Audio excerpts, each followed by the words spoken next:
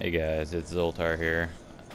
Gonna go over my build for my Crusader, which I did a 61 in. Alright, well, first off, I'm using Johanna as argument. Going percent damage, strength, cooldown, wrath, or maximum wrath. That's pretty basic. Gloves, I'm going strength, vitality, crit, and any base resist you can get. Shoulders, I'm going strength, vit, all resist, cooldown. My armor, I'm going strength, vit, all resist, and I have -7 range. It'd be better if it was -7 melee. My helm, strength, crit chance, blessed hammer damage, which is crucial.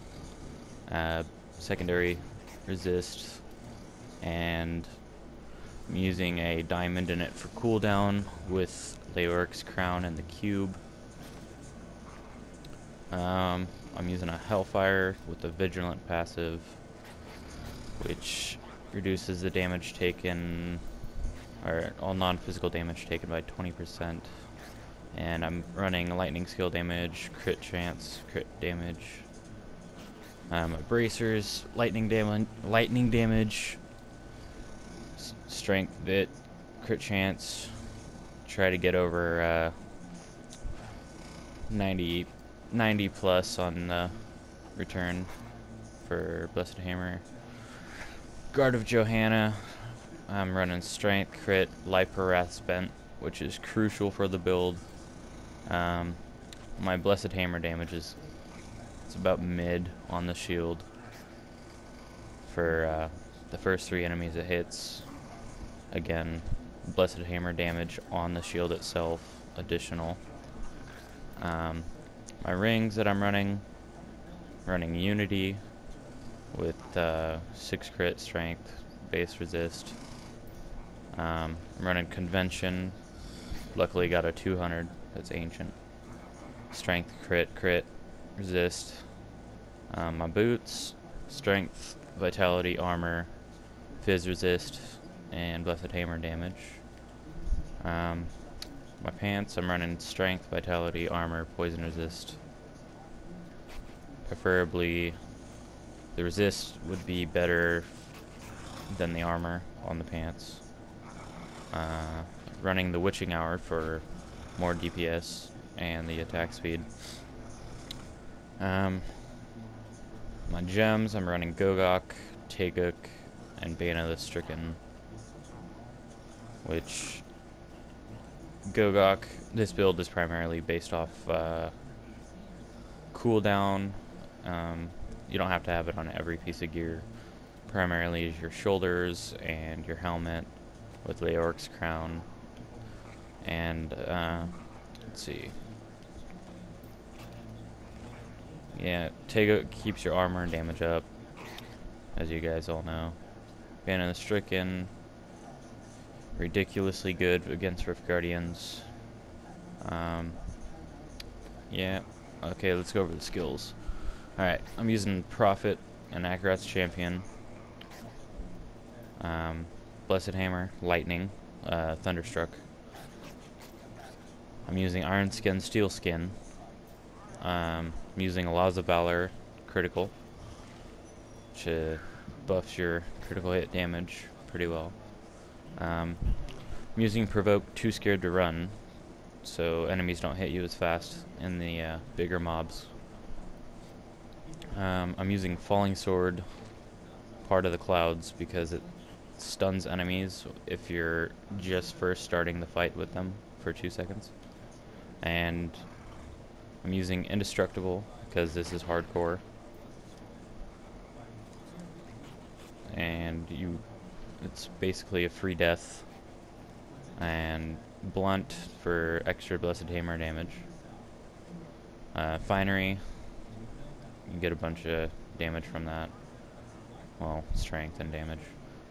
Fervor for 15 attack speed, and cooldowns reduced by 15%. So let's go over my stats. see, I got 63 crit chance, 49.63 cooldown reduction, blessed hammer damage 63, lightning damage increases 36, could be higher. I got a pretty high damage reduction, and you don't really need to worry about resist on this build because of all the skills that I'm using. The cooldown reduction, if you're just using hammers, just spamming hammers after you cast in Falling Sword, and then hitting provoke when you need to, not holding down the button or spamming it as soon as it comes up. If you let the cooldowns charge back up for your Law and Iron Skin, it will reduce the cooldown for Akarat's Champion a lot faster. As you can see, I don't have much life, maximum life, and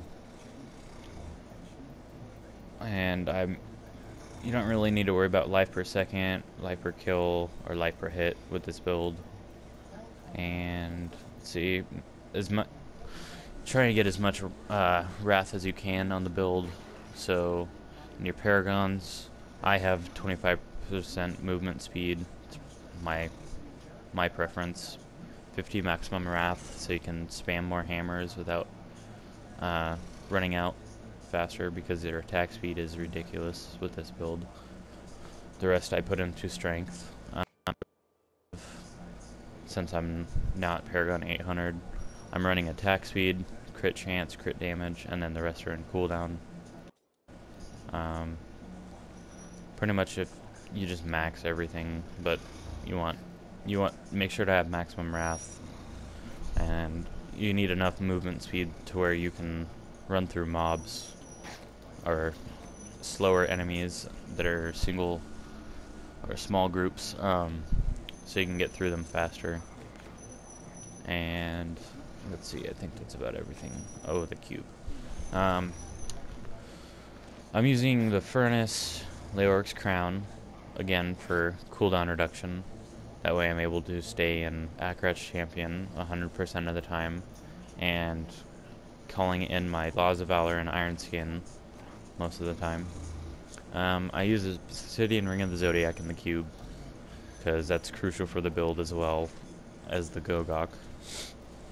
As long as you're able to stay in Akarat's Champion and keep popping up your Laws of Valor and also Iron Skin, your DPS will be way higher.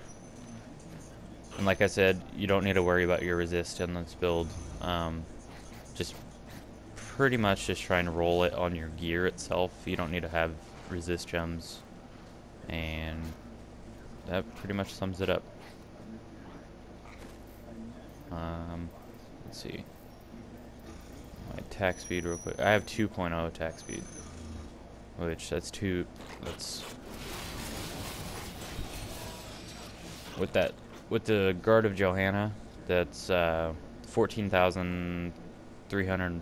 No, that's 14,000, roughly 14,000 life per second, or life per hammer that you throw out. So with how little life I have, it continuously heals me while I'm in a big mob just casting all my stuff. Which roughly, when your Teguk stacks up, all you have to do to keep it up is just continue to, when you're running to another area, just throw a hammer. And you never really need to worry about wrath in this build, because you can continuously call and provoke when you're hitting enemies. But yeah, alright, hope you guys enjoyed my build.